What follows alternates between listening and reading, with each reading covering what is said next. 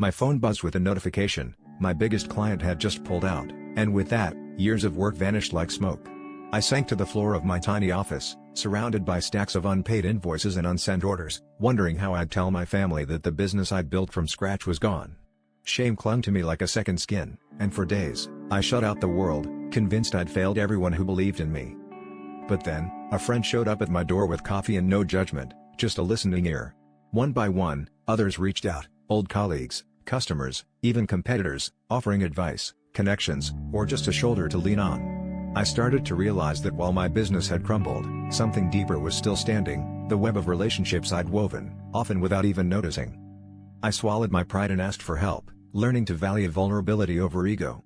Doors I'd never noticed before began to open. A mentor offered me a project, a former employee invited me to co-found a new venture, and suddenly, I was surrounded by opportunities that had nothing to do with my old business plan and everything to do with the people I'd once helped.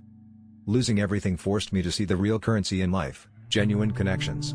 Sometimes, the richest wealth isn't in your bank account, but in the people who show up for you when the numbers drop to zero.